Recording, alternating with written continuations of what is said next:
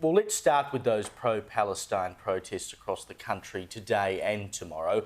A few thousand turned out for a march at Hyde Park in Sydney today, and there were thousands in Melbourne too and other parts of the country. There were people seen waving photos of dead Hamas terrorist leader Hassan Nasrallah, which the organisers of the protest in Sydney politely asked be put away because idolising a terror boss is clearly just a matter of manners. And it'll continue tomorrow, which is October 7, a year on from the Hamas terror attack that killed nearly 1,200 people in Israel. New South Wales Premier Chris Minns canned the protesters on Sunday agenda this morning. My view is that it lacks compassion to hold a rally or a demonstration or a protest on that day. I think most people would agree that we're not going to do much about Middle Eastern violence from Sydney, and we have to do everything we possibly can to prevent that kind of violence in Sydney. Meanwhile, the smartest senator in Australia, Lidia Thorpe, was at the Melbourne rally whacking Anthony Albanese and saying the government is complicit in genocide.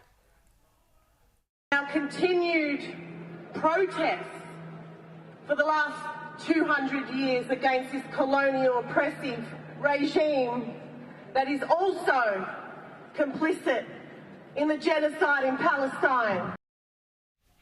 Joe, as I said earlier in the week, I'm all on board with free speech and unashamedly so.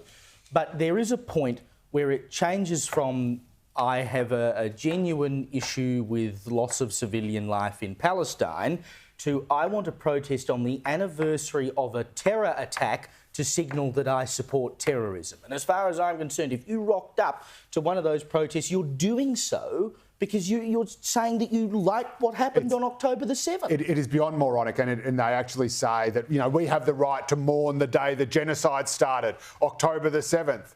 It's like, I wonder what made it start. What happened on October What happened on it to make it start? So they're almost, and again, they're so, and this is the organiser of the Sydney protest who's saying this stuff, they're so ridiculously one-eyed that they don't realise they're actually exposing the fallacy of everything they believe. I thought this genocide was something that had been going on ever since the State of Israel was first formed, but no, apparently it just started on October the 7th, just out of thin air, for no apparent reason.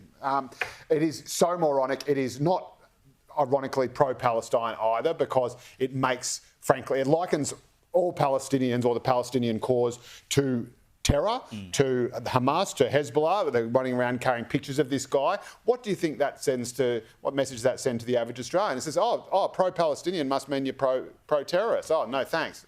They turn the other direction. I mean, on just absolutely every level. I mean, there are two reasons to have a protest, basically: to express your displeasure at a government policy and try to make it change its mind, or to highlight an issue that has not been properly recognised. No one could possibly argue the war in the Middle East is unrecognised. It is the biggest issue on the planet, and the thing is, everyone is talking about more on the planet than anyone else, so it can't be to raise awareness. And as for having the government change its policy, the government supported recognition for Palestine at every step. The government has copped more stick from the Jewish community for not being a staunch enough supporter of Israel, and they're going around calling it genocide. I mean, these people are absolutely bonkers. So there is no reason for having this protest, no practical purpose whatsoever that you could possibly have except to just protest for the sake of protesting. And so these people have basically got their hand down their trousers trying to get their gun off because they just love it so much. Protesting turns them on so much. And they couldn't even give a rat's that they're doing it on the anniversary, the first anniversary of the biggest slaughter of Jews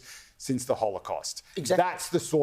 That's the sort of people we are dealing with here. They are either horrendously toxic or just bone stupid. And frankly, the fact that just a few thousand came out in what is supposedly the greatest genocide happening on the planet now just shows how bone stupid and isolating and bad for Palestine they are. And I